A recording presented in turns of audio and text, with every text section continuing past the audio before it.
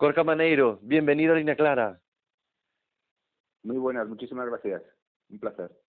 Gracias a ti por estar con nosotros en este podcast.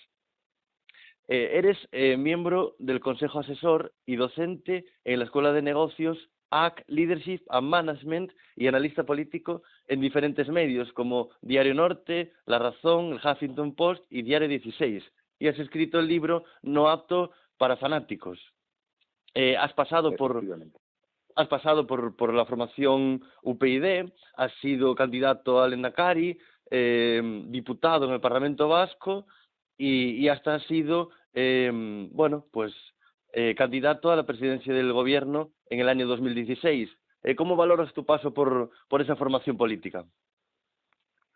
Pues lo valoro muy positivamente porque tuve la oportunidad, por un lado, de defender las ideas en las que creía durante 10 años, 8 de ellos prácticamente en el Parlamento Vasco, y hacerlo, digamos, con plena libertad y convencido de lo que estaba defendiendo. Y, pues, por otro lado, porque tuve la oportunidad, gracias a esa experiencia, de aprender muchísimo y de conocer a gente muy muy interesante, una experiencia vital y política global y muy intensa. Recientemente, creo que fue ayer, en tu Twitter, decías, nunca osarás enfrentarte a la líder. Supongo que era en relación al enfrentamiento, o a la conversación, a la tensa conversación entre Inés Arrimadas y Francisco Egea. Sí, porque digamos que viendo esa conversación, por llamarla de alguna forma, me dio la sensación de que Inés Arrimadas pues estaba bastante enfadada, ¿no? Como consecuencia de que alguien de su propio partido pretenda plantear algo distinto a lo que ella viene planteando. Y esto es algo pues muy habitual en los partidos políticos, ¿no? Enseguida uno pasa de ser amigo a ser enemigo, de ser un compañero leal a ser un traidor. Y bueno, pues a mí también me pasó algo parecido en UPyD. Digamos que los líderes políticos, las estructuras de los partidos políticos, no les suele gustar que alguien alce la voz para criticarles o que pretenda alguien, digamos, acceder a ese liderazgo dentro de la organización. Supongo que te refieres a que a ti te sucedió algo con la líder algo similar, me refiero, con la líder de en aquel momento de UPyD, que era Rosa Díez, ¿no? Sí, efectivamente, sí. Me ocurrió algo parecido en cuanto yo, digamos, me opuse al planteamiento que en un momento determinado hizo la dirección del partido, o en concreto Rosa Díez. Uh-huh. Pues automáticamente pasé de ser un compañero extraordinario y leal a ser un traidor. Y es una pena. Yo creo que es muy importante, sobre todo, que las direcciones de los partidos políticos hablen más, no solamente entre sus miembros o dentro de esa organización, sino que se abran también a los críticos que puedan existir en el partido, a posturas distintas a las suyas, y que se abran también a hablar con otra gente que piensa de forma distinta, ¿no? Porque si no, los partidos políticos terminan convirtiéndose en sectas, se alejan de la realidad y luego toman decisiones equivocadas. Esa es mi experiencia, y eso es pues en parte también lo que cuento en mi libro que publiqué hace unos meses, No apto para fanáticos, donde cuento todo eso y mucho más. Uh-huh. Si te parece, pasamos a hablar un poco más de la actualidad política, nos centramos en la actualidad. En cuanto al gobierno de coalición entre el PSOE y Unidas Podemos, están varios temas en la agenda. Uno de ellos son las manifestaciones del campo, en las medidas que tomó ayer el Consejo de Ministros. No sé cómo valoras estas medidas que tomó el gobierno y esas protestas del campo. No soy un experto en la materia, pero yo sí quiero tener un gobierno que esté atento a los problemas que existen en la sociedad, y en este caso concreto en los problemas que existen en el campo, que vienen de muy atrás y que hay que resolver de la manera más justa posible, ¿no? el gobierno tiene que darse cuenta que ahora es gobierno y que, por lo tanto, más que decir a quienes protestan que, en fin, insistan en la protesta, lo que tienen que hacer es resolver sus problemas. Es un tema complejo como consecuencia de muchos factores, de la globalización, de la competitividad, etcétera, pero que hay que buscar una solución porque de ello viven pues miles de personas que lo están pasando muy mal, lo han pasado muy mal durante muchos años. Entonces, habrá que ir viendo esas medidas si surten efecto y si no, pues tomar medidas nuevas o adicionales.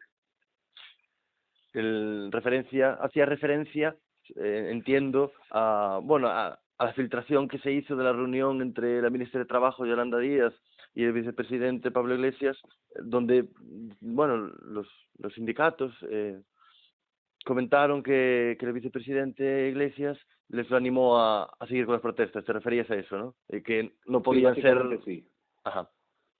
Sí, sí, claro, cuando un partido político pasa de la oposición al gobierno, pues tiene que darse cuenta que ahora le toca a él resolver los problemas de la mejor manera y más justa posible, ¿no? Y eso es lo que le toca a este gobierno como a cualquier gobierno. Entonces vamos a ver si son capaces de resolver este problema y de satisfacer las demandas que creo que son justas de la gente del campo que está protestando estos días.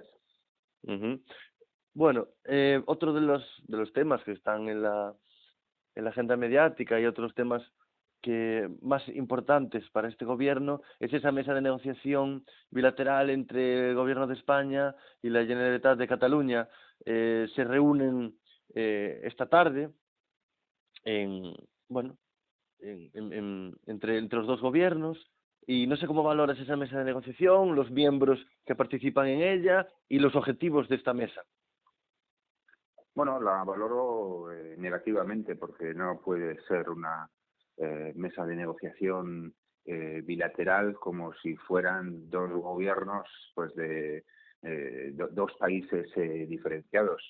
Yo creo que de esa forma el Partido Socialista, el Podemos, el Gobierno de España está legitimando las actuaciones de los independentistas catalanes, algunos de los cuales han cometido graves delitos, con lo cual me parece mal. Yo creo que los problemas se resuelven en los parlamentos entre personas de distintos partidos que piensan de forma diferente, no a través de mesas bilaterales, que en este caso lo que pretenden es satisfacer algunas de las reivindicaciones del independentismo catalán. Ellos tienen todo el derecho del mundo a plantear sus ideas, pero en mi opinión son ideas muy negativas, son ideas muy malas para el conjunto de los ciudadanos españoles, con lo cual el gobierno debería decirles que no están de acuerdo con ellas y que todo lo que hagan, pues lo hagan a través de la palabra, de los procedimientos democráticos y las instituciones donde tengan representación y desde luego sin cometer actos que vulneran la legalidad vigente y la Constitución española. Entiendo que consideras, por tanto, una cesión al independentismo esta mesa de negociación. Sí, es una cesión porque ya digo que legitima algunas de las actuaciones ilegales del independentismo catalán. Asumen parte de su lenguaje, asumen parte de sus reivindicaciones y esto pues puede acabar mal, ya digo. Lo que el gobierno tiene que hacer es defender la igualdad en el conjunto del país, defender la democracia y oponerse a cualquier tipo de actividad delictiva. No sé, bueno, me gustaría preguntarte en relación a este tema digamos, del proceso, ¿no? Proceso independentista en Cataluña y en torno a esta mesa de negociación entre ambos gobiernos. No sé qué te parece que en esa mesa esté presente Joaquín Torra, que ha sido, bueno, digamos, imputado por desobediencia, creo que era el delito que se le imputaba, y si no estoy equivocado, ha sido condenado también. Sí, claro, con lo cual pues me parece un Desobediencia bochorno. era, ¿no? Sí, me parece un bochorno para todos los ciudadanos españoles que este personaje que debería estar fuera del Parlamento de Cataluña y fuera de la Generalitat, pues esté presente en esa mesa de negociación. Ya la propia mesa de negociación me parece mal, con lo cual, pues si a eso añadimos la presencia de esta persona y de algunas otras, pues me parece todavía peor. El problema es que este gobierno pues está abducido por parte de los nacionalistas, por parte de los independentistas, y es, en mi opinión, realmente contradictorio, ¿no? Que un partido de izquierdas que si algo le caracteriza o le debería caracterizar es la defensa de la igualdad, de la solidaridad, de la unidad, de los derechos de ciudadanía, pues es realmente triste que asuma los planteamientos de los más reaccionarios, y los más reaccionarios pues son los nacionalistas. El nacionalismo es la ideología más reaccionaria que hay. ¿Por qué entiende que el nacionalismo es la ideología más reaccionaria? Porque enfrenta a los ciudadanos, porque tienen principios que son antidemocráticos, lo mío es mío y lo tuyo es de los dos, somos distintos, con lo cual nosotros vamos a tener después más derechos, porque pretenden levantar fronteras entre conciudadanos, porque no defienden la igualdad sino los privilegios, porque siempre se aprovechan de la situación del país para lograr beneficios económicos y políticos, en fin, por infinidad de cuestiones que hemos venido comprobando durante los últimos años en España, y porque si echamos la vista atrás y vemos la historia, pues vemos que el nacionalismo ha provocado nada más y nada menos que 2 guerras mundiales en el siglo XX, provocó la guerra de los Balcanes, ha provocado infinidad de conflictos bélicos y los sigue provocando, ¿no? Ya digo, por todo eso es una ideología profundamente reaccionaria. Yo pienso que es mejor unir que separar. Ellos pretenden separar a los ciudadanos entre los nuestros y los que no son nuestros, entre buenos y malos, y ahí, ante todo eso, la izquierda pues debería cumplir un papel que no está cumpliendo. Está haciendo justo lo contrario, dando alas, ¿no?, a estas reivindicaciones injustas de los nacionalistas o de los independentistas. ¿Crees que esta mesa de negociación, por decirlo de algún modo, acerca los objetivos que se propone el independentismo catalán? ¿Los facilita? Sobre todo los legitima.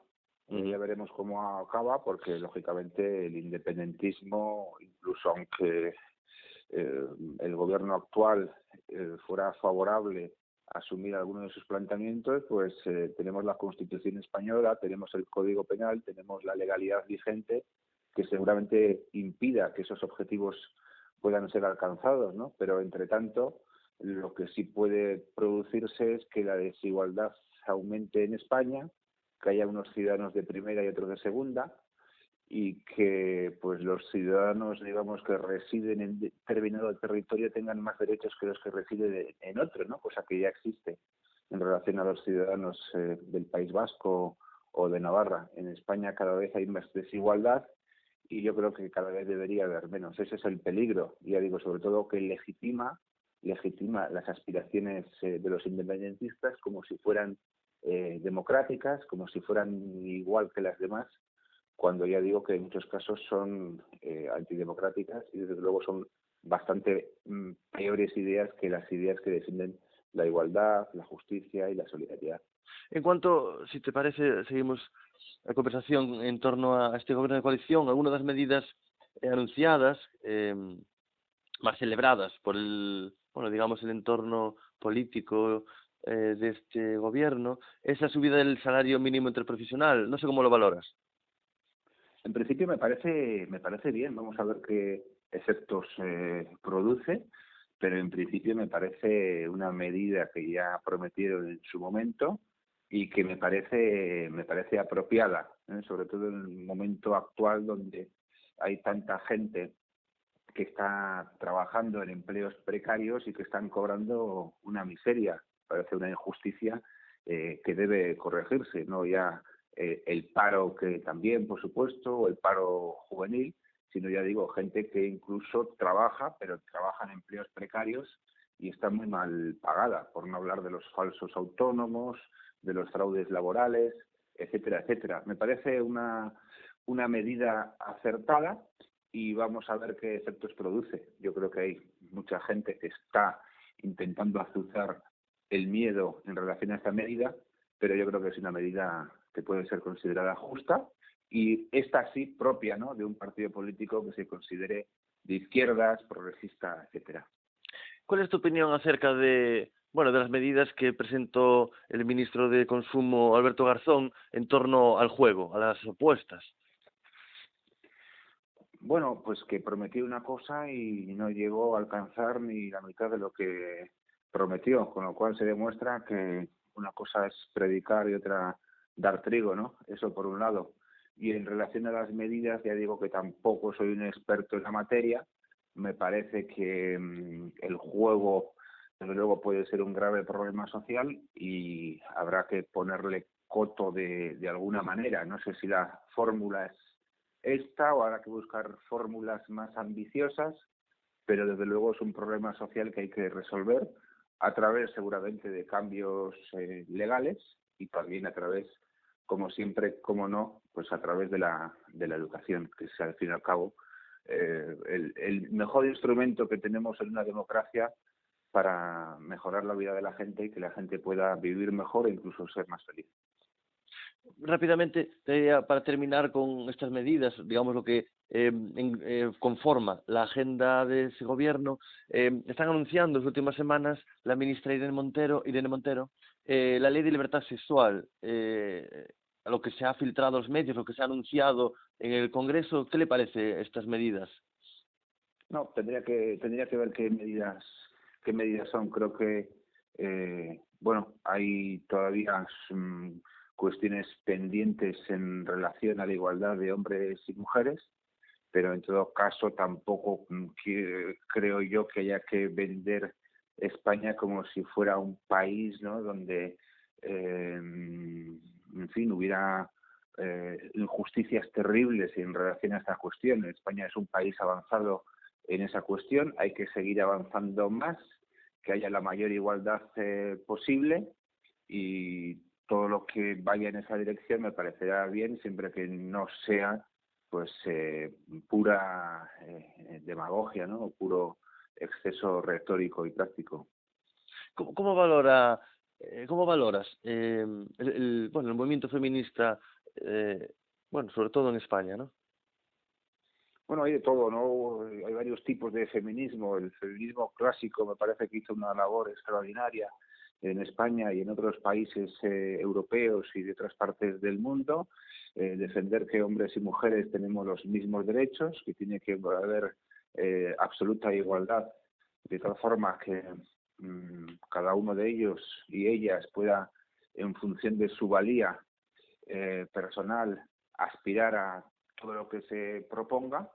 Y por supuesto esa labor queda ahí para la historia como una labor extraordinaria, ¿no? Luego han surgido otros movimientos feministas, digamos que más radicales, entendido en el mal sentido del término, que lo que han venido haciendo en los últimos tiempos es enfrentar a hombres contra mujeres o mujeres contra hombres. Y yo no creo que esa sea la solución. Yo creo que el tema de la igualdad entre hombres y mujeres es un tema que corresponde tanto a las mujeres como a los hombres, y que todos tenemos que caminar juntos en esa dirección sin pretender vender la idea de que los hombres somos malos por naturaleza, ¿no? Con lo cual hay varios tipos de feminismo. A mí el feminismo clásico que defiende la igualdad me gusta, y el feminismo exacerbado que ha surgido en los últimos tiempos, pues creo que va mal encaminado. Uh-huh.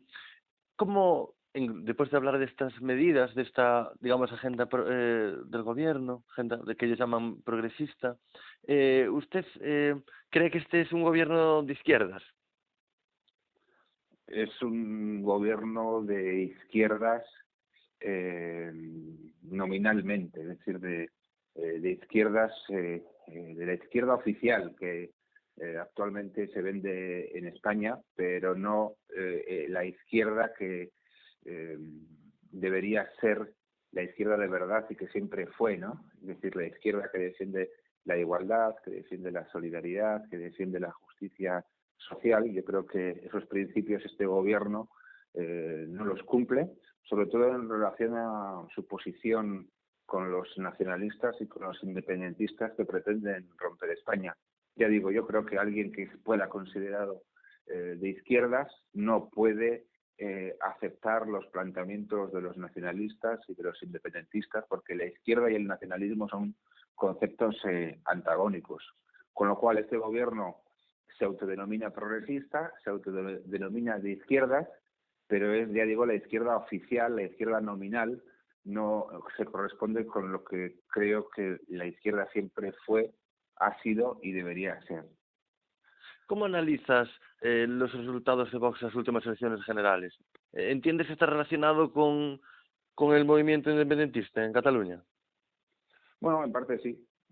Y en relación a otras cuestiones o como consecuencia de otras cuestiones, es decir, cuando los partidos políticos clásicos nacionales no cumplen su labor y no resuelven los problemas de la gente, no se preocupan de lo que realmente importa, pues puede surgir, y ha surgido en España, pueden surgir formaciones políticas populistas que plantean pues una serie de medidas que no solamente son inviables, sino que en muchos casos son injustas y que nos llevarían a una situación peor.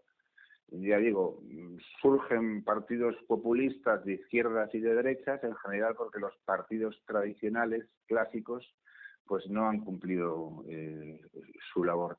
Y ahí está, ha crecido mucho en los últimos tiempos y vamos a ver hasta dónde llega. Pero, en fin, a mí sus ideas pues no me gustan y creo que no pueden traer nada bueno para España, más allá de que algunas cosas que pueden decir en algún momento determinado pues se puedan compartir, pero en general yo creo que es populismo, es nacionalismo español, es demagogia, además en relación a cuestiones que son muy importantes, ¿no? Como puede ser la inmigración o la igualdad entre hombres y mujeres. En torno, bueno, a tus palabras, valorando a la formación política Vox, lo relacionas con la extrema derecha europea, Salvini y Le Pen, ¿no? Bueno, tienen algunos puntos, por lo que veo yo se llevan bien, ¿no? Comparten algunas ideas. Seguramente aquí tiene rasgos diferenciales en relación a los rasgos que puedan tener en otros países europeos, pero sin duda comparten lo que es el populismo, comparten lo que es la exageración, comparten lo que es plantear ideas o medidas sencillas de entender inicialmente, pero que no resuelven nada, ¿no? Y me parece pues que no aportan gran cosa. Y en todo caso los partidos políticos más serios, más tradicionales, pues son los que tendrían que resolver los problemas de la gente, centrarse en ellos y de esa forma pues evitarían que partidos políticos extremistas, populistas, etcétera, pues pudieran surgir y tener cada vez más fuerza. ¿Cuál crees que es, si es que lo hay, el nexo de unión entre Le Pen, o Marine Le Pen, Salvini y Abascal? El populismo, ¿no? En su discurso en contra de la inmigración, cuando además pues la inmigración no es un problema, no ha sido un problema. Los flujos migratorios evidentemente pueden traer en un momento determinado conflictos, pero que hay que resolver por la vía democrática. Estos discursos que se hacen en contra del extranjero, en contra del distinto, en contra del que viene a intentar tener una vida mejor, pues me parece que son discursos incendiarios que no traen nada bueno. Comparten también lo que es su posición en relación a Europa, son anti-europeístas, defienden sus correspondientes estados nacionales, con lo cual son también nacionalistas. Europa tiene dos problemas en relación al nacionalismo: los nacionalismos pequeños, que quieren romper los países que ya existen, y los nacionalismos grandes que impiden la integración europea. Yo creo que esas son algunas de las cuestiones que ellos comparten, y sobre todo pues todo lo que tiene que ver con el populismo, con la exageración, con la exacerbación del sentimiento, con tratar de hacer demagogia para conseguir un puñado de votos. Yo no creo en eso. Yo creo que hay que hablar a la razón, hay que hablar proponiendo medidas razonables para los tiempos actuales. ¿Tú crees que la cesión de soberanía de los estados, la pérdida de soberanía de los estados con respecto a la Unión Europea tiene que ver en el surgimiento y en los buenos resultados de estas formaciones políticas populistas de extrema derecha en Europa? Sí, claro. Por eso la solución es que Europa funcione mejor, funcione de manera más democrática, con menos burocracia, ¿no? Y sea capaz también de impulsar medidas económicas más justas para todos. Pero como Europa en los últimos tiempos está funcionando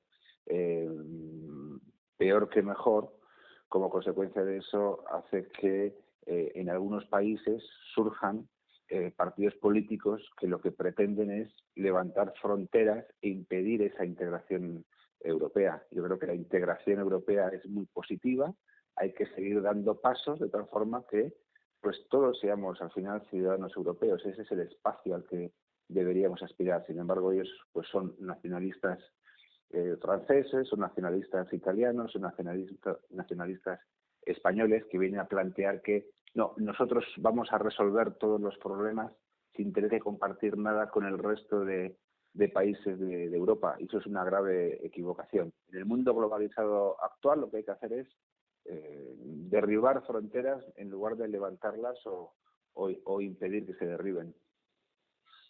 En tu opinión, esta cesión de soberanía es contraria al Estado-Nación clásico.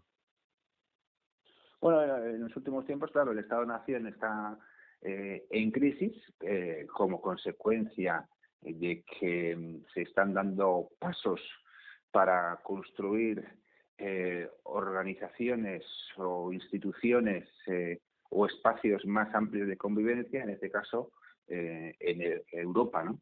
Y además el Estado-Nación pues no es capaz de hacer frente a los problemas actuales, porque los problemas actuales digamos que no son nacionales, son globales, con lo cual hacen falta soluciones globales a través de la unión de distintos países, ¿no? Entonces, por ejemplo, todo lo que tiene que ver con la crisis económica, con los problemas laborales, con las injusticias sociales, todo ese tipo de cuestiones no se pueden solucionar dentro de cada país, hay que solucionarlas a través de medidas mucho más amplias, mucho más globales. En ese sentido, el Estado-Nación cumplió una labor, tiene ahora también, lógicamente, una serie de labores que realizar, pero hay que ir hacia espacios más amplios de convivencia y, en este caso, pues la Unión Europea. ¿Tú ves como una amenaza o como algo, digamos, positivo la digitalización de la economía y la mecanización de los trabajos? ¿Lo ves como un riesgo, una amenaza, algo positivo, algo que nos va a llevar a un nuevo mundo que será, digamos, no sé decir mejor o más democrático? ¿Cuál es tu opinión acerca de estos dos factores? Sí, sin duda es uno de los grandes retos de nuestro tiempo, ¿no? La digitalización, la robotización, como consecuencia de la globalización. Está ya aquí y va a tener cada vez una mayor importancia. Ya estamos en ello, con lo cual, más que lamentarse, lo que hay que hacer es asumirlo como un reto y tratar de sacar partido de ello y que gracias a ello pues podamos tener un mundo que será más global, pero que tiene que ser también más justo y más igualitario. Con lo cual, quiere decir que no vale de mucho decir que es un riesgo. Sí, es un riesgo, pero es una realidad. Con lo cual, lo que hay que hacer es impulsar medidas. Claro, los Estados nacionales no pueden hacer mucho, sino medidas a nivel global para que, bueno, este proceso pues sirva a la gente y la gente, gracias a él, pues pueda vivir mejor. Esto es lo que tiene el mundo y la política, que hay que estar continuamente adaptándose a los nuevos tiempos para resolver los problemas que van surgiendo. Ese es el problema o el asunto, ¿no? O la cuestión de la globalización y los retos también que van surgiendo como consecuencia de ella. Estas medidas que entiendes que tienen que tomar los Estados o la Unión Europea, e incluso a nivel global, estas medidas para controlar la robotización, la digitalización, la mecanización y sacar partido de estas nuevas situaciones, ¿entiendes que tienen que estar relacionadas con garantizar el libre mercado o con regular más eh, y tomar, digamos, medidas que controlen el crecimiento de estos factores?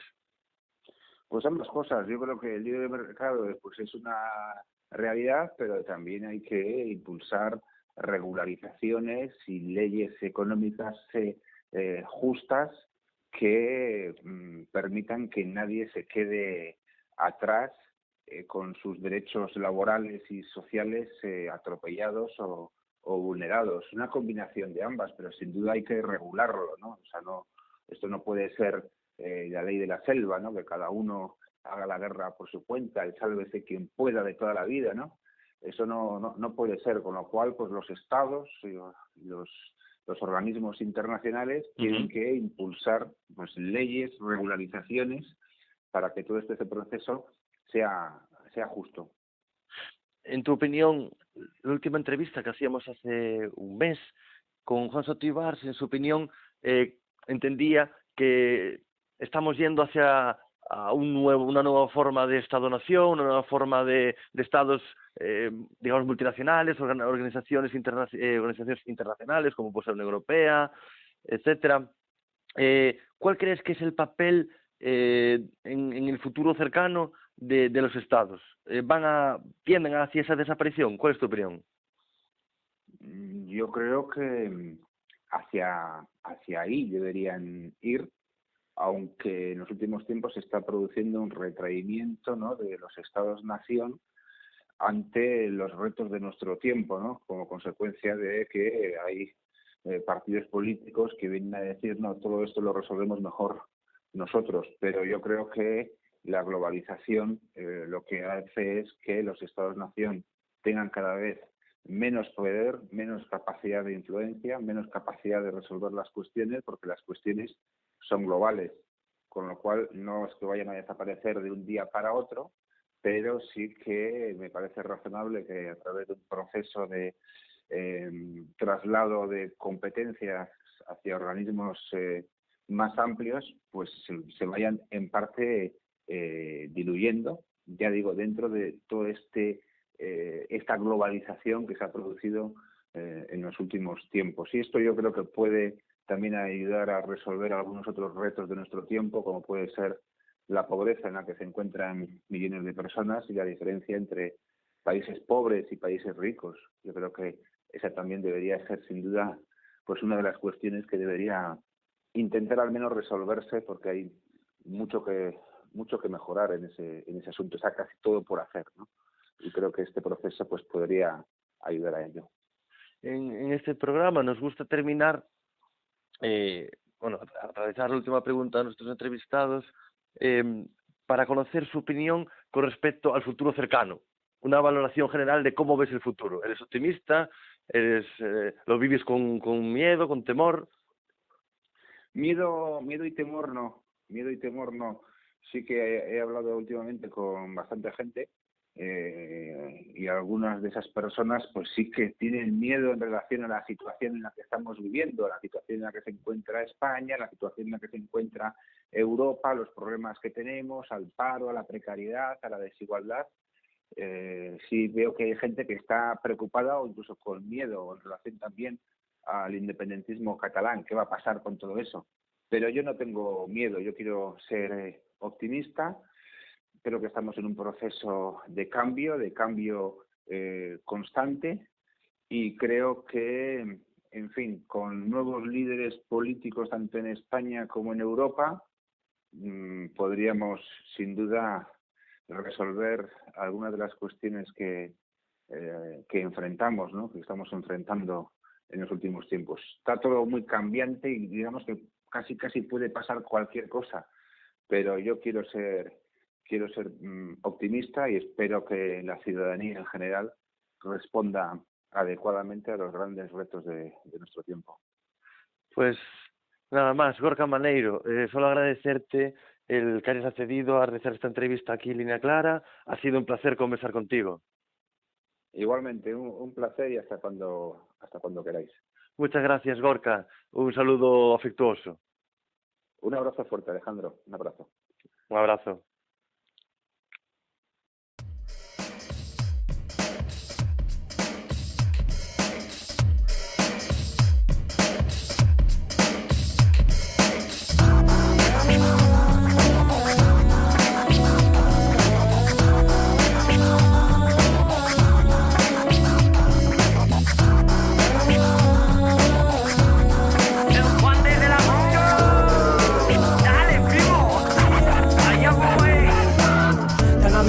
Saliendo disparado, echándole candela cuando nunca lo ha logrado, llenando ese vacío que le hizo crecer dormido, escalando las murallas que recuerdan lo prohibido, tan recurrente, riendo entre tanta gente, con la risa fue creciendo aparentemente, pero hay que parar, echar tiempo y respirar, es lo que hacía falta, sonreír e imaginar. Cada vez te sientes más fuerte sin poderlo evitar, el sol brilla en tu cara y sientes ganas de gritar, porque hoy te invito a volar y llegar más allá de los límites de esta ciudad, y no te arrebatarán la ilusión de dirigir tu ciclo vital, pasando de todo aquello que está mal. Es normal que a tu alma le sobre pimienta y sal. ¿Y qué hay de esos que eligen su destino? Los que le marcan y dirigen el camino. Pero ¿cómo va a avanzar si no puedes soñar? Si nunca escuchas su voz, si nunca escuchas al que piensa diferente, ni ayudas al de frente, ni compartes con la gente. Y así tan sordo, tan de negro corazón, se pudre tu egoísmo cuando gritas su interior.